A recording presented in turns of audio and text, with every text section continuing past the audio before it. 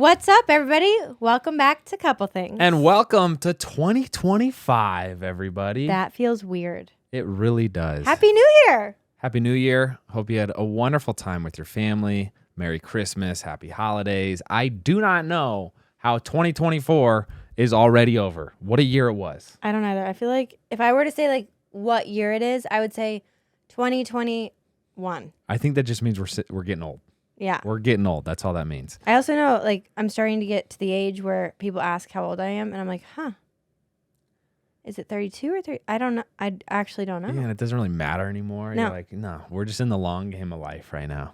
Anyway. I will say an episode I'm very excited to do with you in the next week or so, and I'm really excited for you guys to listen to, is how we do our goal setting. I really can't wait for you all to do this. Some of our friends have started to do it, and they're obsessed. I really do feel like the goal setting system we came up with is picking up a lot of steam, which is really good to hear. I love that people are just doing goals in general, and if we can help provide structure or insight into how to do that or how we do that, it's nice. It's meaningful. But we're not here to talk about that. We're here to talk about what happened in 2024 and what a year it was. Geez, it really was a gift. So we love doing these year in review episodes because we get to relive all the episodes that you all love the most from the past year.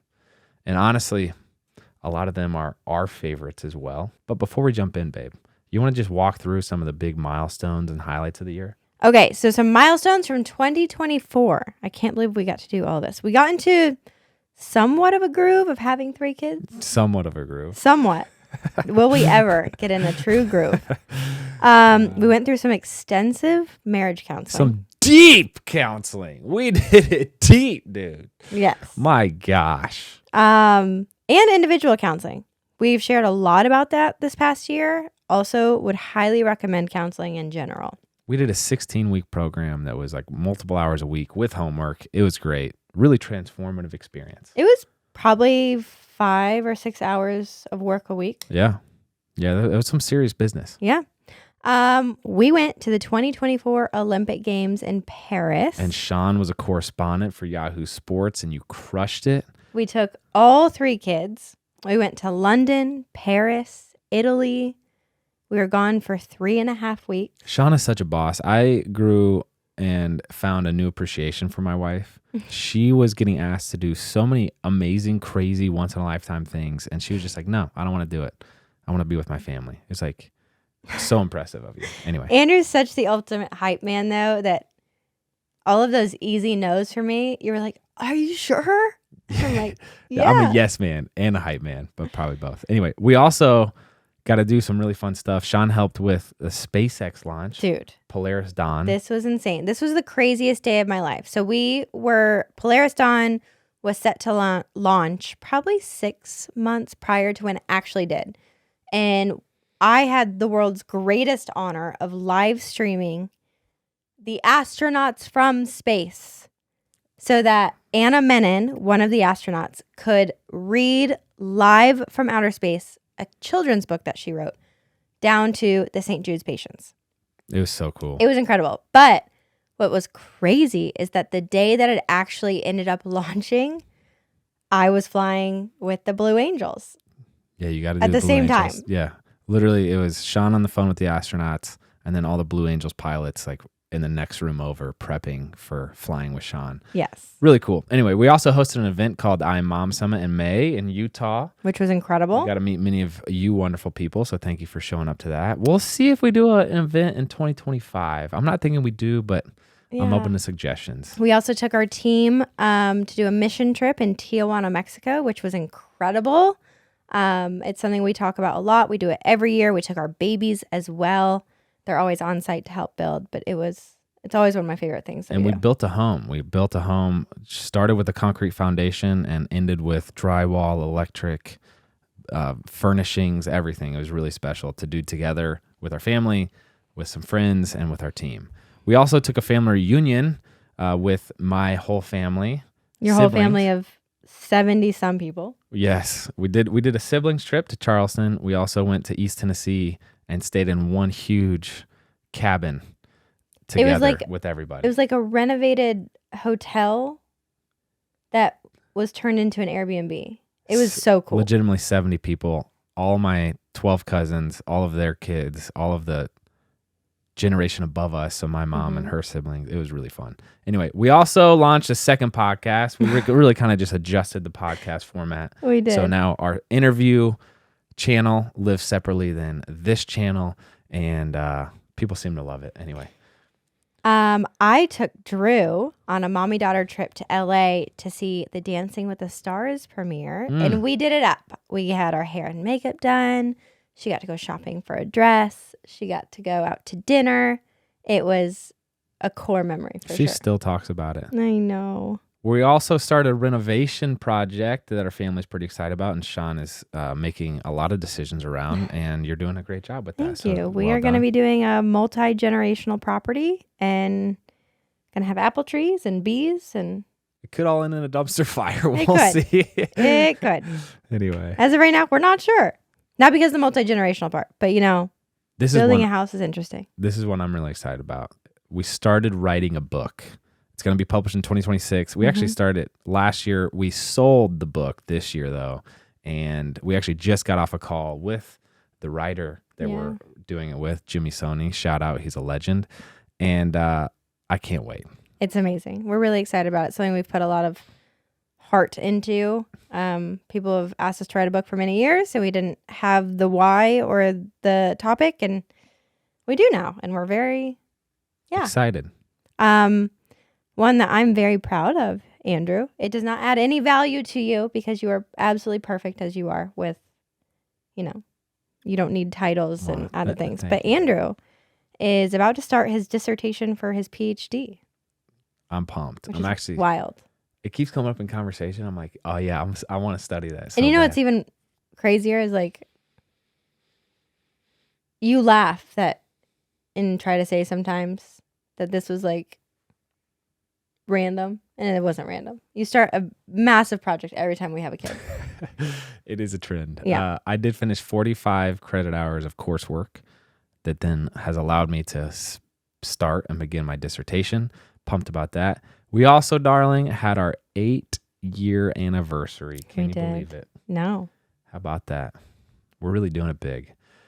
But those were some personal highlights. Let's talk about some highlights from the show. So some of the top episodes from 2024 were answering inappropriate questions. You guys were so excited for this. It was one of our highest listened to episodes this year. Not sure what that says about the audience, but a lot of questions about our intimacy and our, that life. Naked time. Yeah. And it's always hilarious to see what questions come up. Very specific questions. Yeah, it was. It led to some good conversation too. So here are some highlights. How do you express to your spouse you want to be intimate? Do you just say it, or do you have a code word? Do you drop hints all day? We've been just saying it, kind of. I'd say we do all of that. It depends on the day. It's there's no really code word, but we'll be sly. We'll hint at it. I do think, however you do it, it's important for you to communicate the ask and not just assume the other person is on the same page. Yeah. What's the grossest part of pregnancy? The sweat. Another popular episode was a third child birth story. This episode was really special to us. We like doing these episodes that happen right after a major milestone in life, just because it helps cement some of the finer details of the story, and it allows us to kind of relive the birth experience that Shawn had. I don't even know. It's not my birth experience. I was just there. I get a front row seat to it. Everyone has a different opinion of this. I do think it's a we. It's your child, your wife. You're experiencing all of it as well. Maybe not physically like I am. In a different way. Yeah. And I'm also glad we have episodes like that to look back on years from now. Yeah. We do that sometimes. Usually around this time of year, we'll sit back and reflect. We'll watch some clips that we made. We essentially, what we consider our content to be is shareable home videos, and so it's so special for us to look back on moments like that together. And I just had a flashback to each one. It's crazy. It's wild. It's really fun. It's also so cool to bring you all along during that experience, because it feels like we are very much aligned and similar to the audience. I feel like a lot of the same values, a lot of the same interests, the same phase of life. And so we're kind of all doing it together, which is great. And it is also crazy to see how each birth experience has been so different. It really was. You have to calm yourself down for a second and be like, okay, you're not going to be able to breathe for a few seconds, but it's okay. It's crazy. So the head pops out and then they pull the baby out and the umbilical cord's between the legs. So I'm looking at the gender and I couldn't see. I had to like triple check, kept trying to get different angles. And then I finally see, I was like, no way, it's a boy. I literally could not believe it. I thought 100% it was a girl. And then I said, baby, let me introduce you to Barra Madison East. And that was the first time we saw you, little guy. And I was in tears. I was more of a train wreck this time around. Just because my dad, I don't know. Life just hits different, you know? I know. And I remember having the same feeling I had with Drew and Jet, which is like they pull him out, they cut the cord. Andrew gets to tell me, you know, I get to hear him cry. I get to see him. They drop the drape so I can see him. And then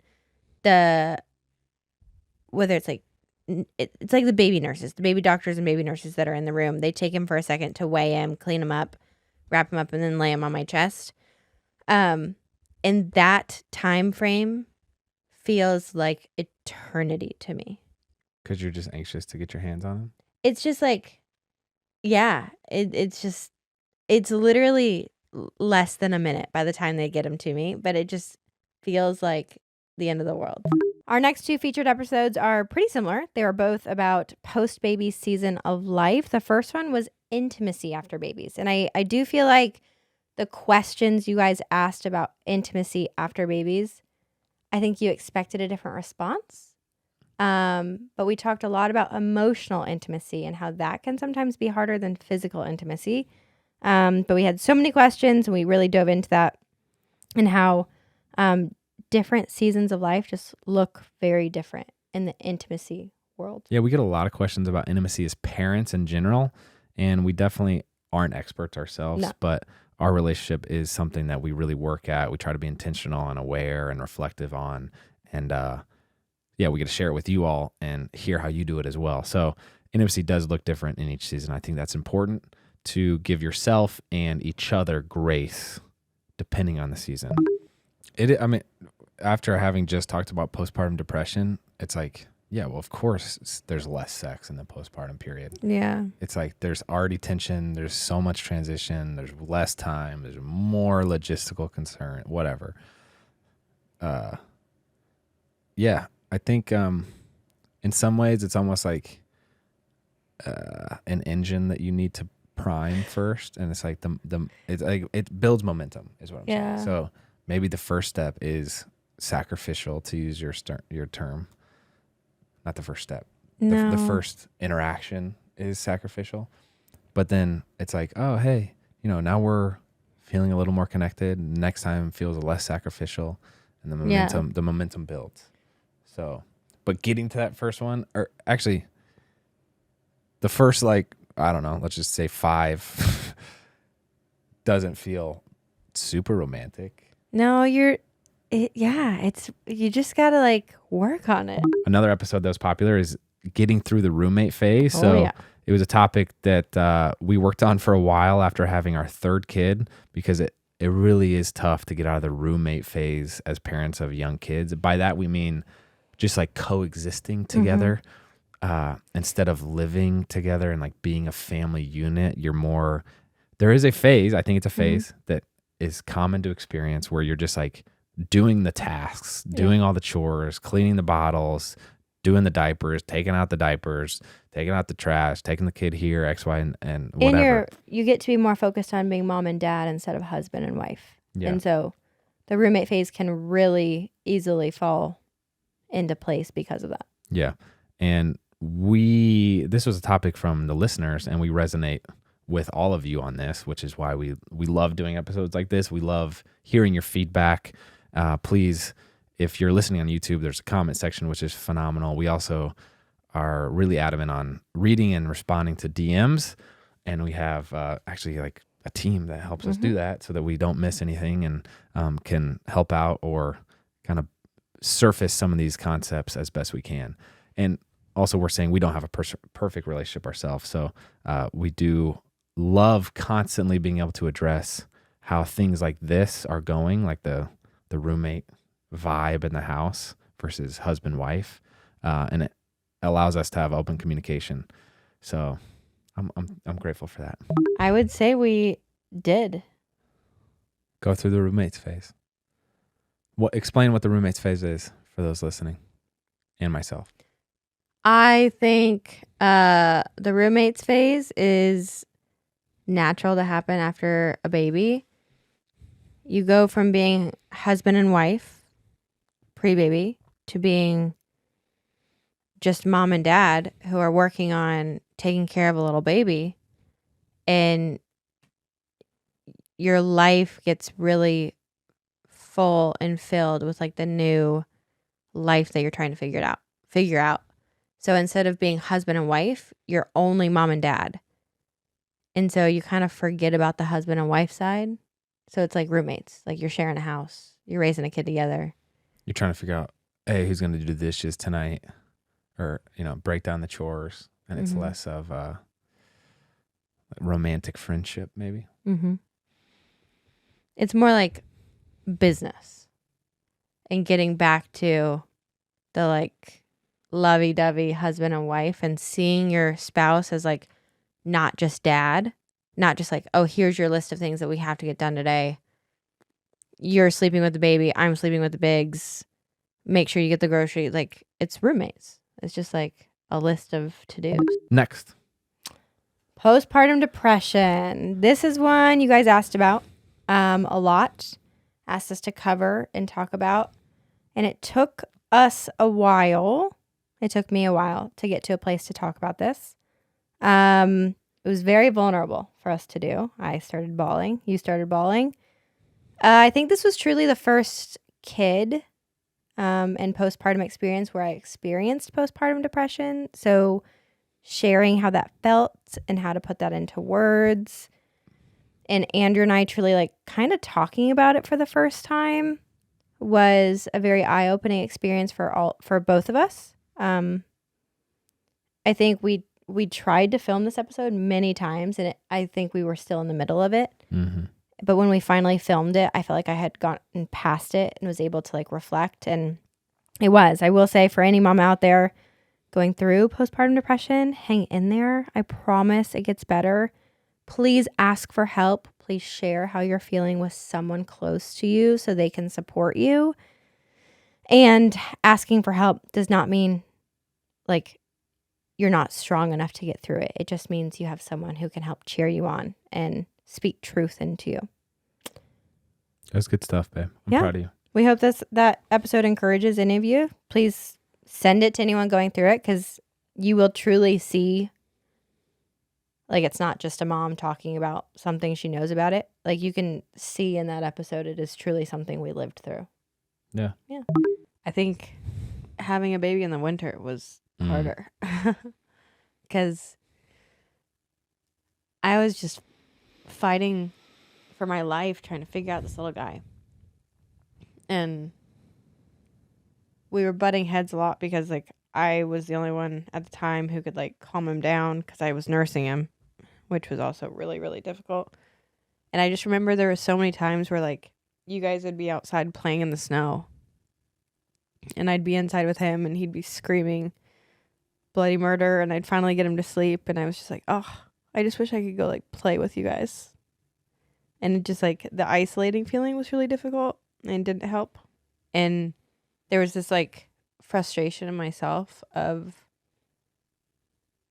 I could feel myself like pushing you away and the kids away, which didn't feel good.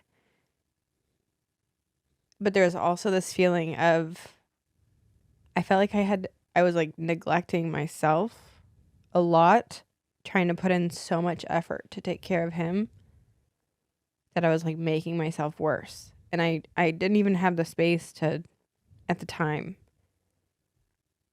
like I didn't have space to figure out. I had all these like people and doctors and whatever saying like, oh, maybe it's something you're eating, or maybe it's something you're doing, or maybe it's something you're drinking. And in my mind, I could tell something was off. And I was like, well, maybe if I could just eat some vegetables or take some vitamins or whatever, or work out, it would help this like get better. But I couldn't do that. I couldn't eat vegetables because maybe it was upsetting his belly. I couldn't take vitamins because that would affect his belly. I couldn't work out because it would dip my supply. It just like, there was all these thoughts of, I could tell something was wrong with me, but there was zero room to take care of me at the time. So I just wanted to like cuddle up in a corner and say, someone help me. But I needed to help him. And I'm glad to say we made it through the valley and feels like we're on the other side. Yes. At a better place than we've ever been at. Agree. We're at the best place we've ever been at. Agree. Nothing does make it perfect, but anyway. We also did some really fun interviews. One that I am just tickled we got to do was we got to sit down with John Mark Comer. You fangirled. Yeah, we'd been really working for this interview for a while. He's one of my favorite authors. He's a pastor and someone I've admired for a long time. One of his most popular books, and the one that we have both read multiple times and often recommend, is called The Ruthless Elimination of Hurry.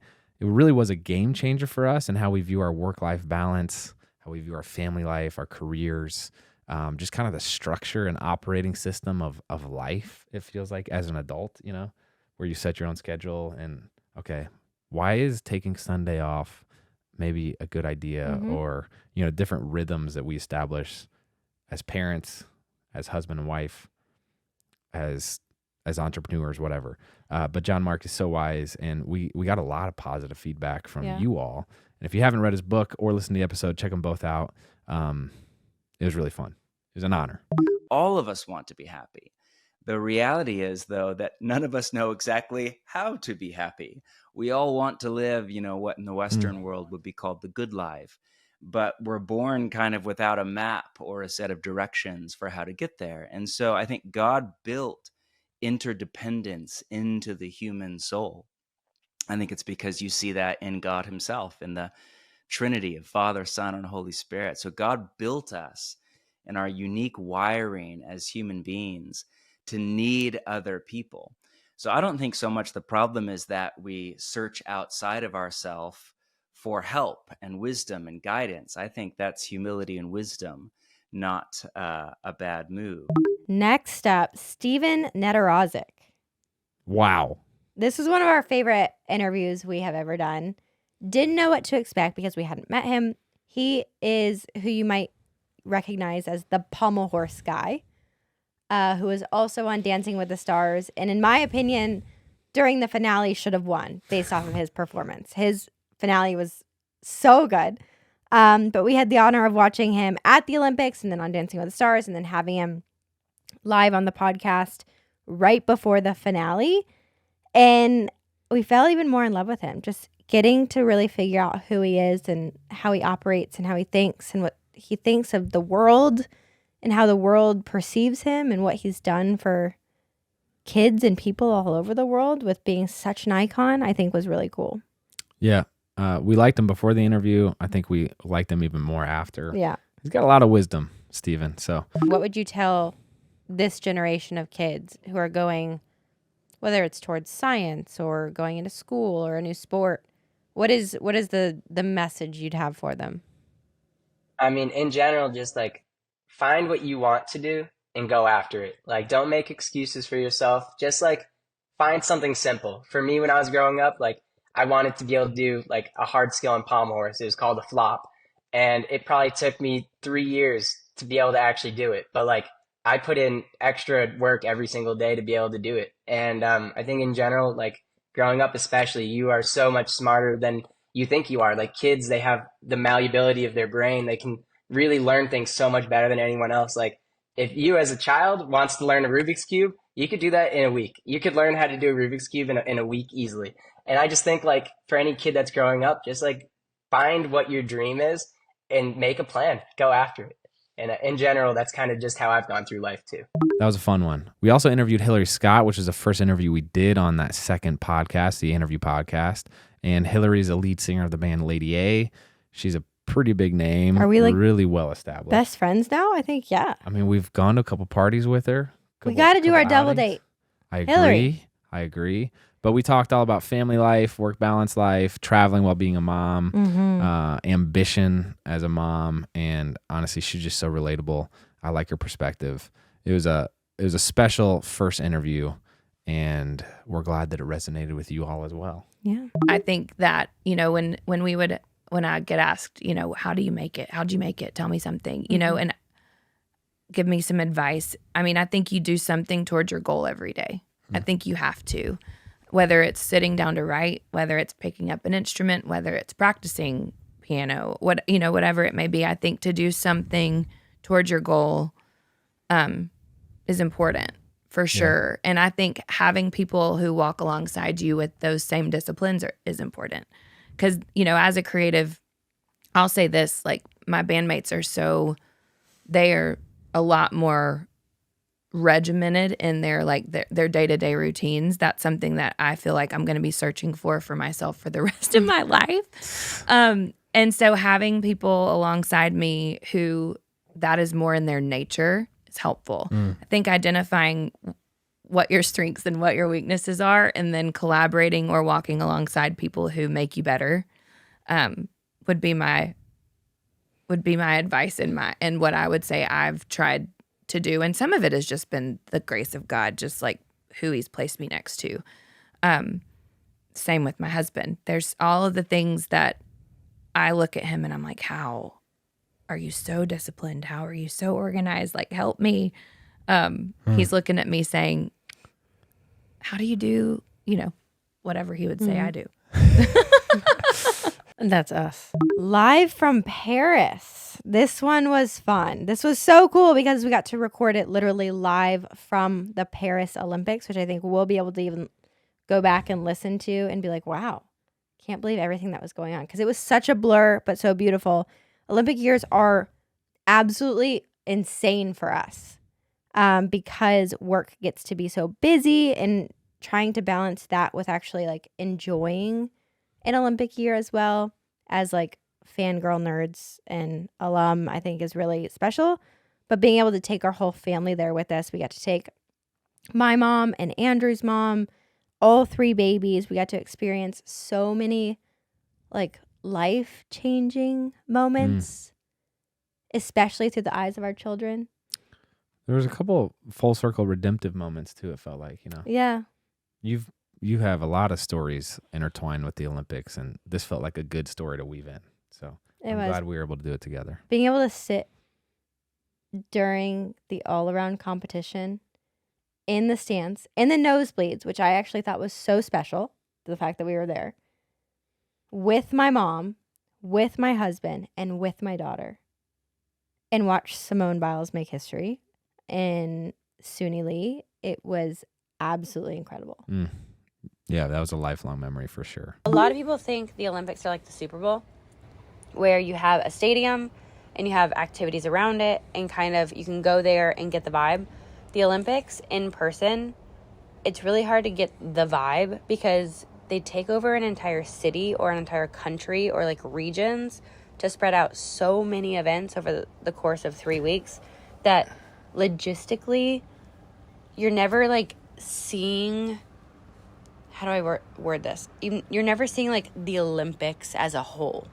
You're seeing like, oh, that venue looks like there's a game going on. And then you drive 30 minutes, you're like, oh, wait. There's another thing. The traffic is getting crazy. There must be something else. Like, but you don't know. One day, I think they had over 30 events in one day. And it's like, so. But you don't feel that in the city. Yeah, it's hard to even describe because there's just so much going on. And it really is almost like a citywide carnival where there's just like random things that you kind of come across. Yeah. We also made a lot of new friends, including, but not limited to, Cost and Mayer. And so many of you love Cost and Mayer from TikTok and Instagram. We were just as pumped as you were for this interview. And we got to interview them in person. And afterwards, they taught us a dance. It was my first dance I ever learned. I think about that dance more often What than happened? you would think. What happened? I don't understand what they were doing. It They're really really humbled talented. me. They're really talented and funny, and their choreography is no joke. We hung out for hours after the interview. Yeah, because we really did become fast friends. Yeah. They're great. How do you guys stay friends? Yeah. I think this is where we're going to go to a short break. Man. No, a word from our sponsor. That's hilarious. Oh, anyway. No, I think that is really where like we find our strengths. Like, Yeah. We're good at very different Different things, things. which Okay. works for us. yeah. It was a pretty good year, all things considered, with the podcast, and I really cannot believe that the year's already over. But it was an amazing one in so many ways. Would love for you to comment what your highlight of 2024 was personally, so that we can all celebrate it and read it. It's also probably a good opportunity for you to be reflective on that yourself. So between our opportunities to do fun things as a family, to some of the more meaningful work opportunities or videos that we've been able to make, I'm just beyond grateful for 2024, beyond grateful for all of your support, beyond grateful just to wake up every morning next to a wife that loves me, kids that love me, you. a dog that's soft and fluffy. What a great life. I will say I'm so excited to bring you guys along with us for 2025. I think it's going to be an incredible year. We've got a little girl going to kindergarten. We have a little girl who's falling head over heels in love with her daddy.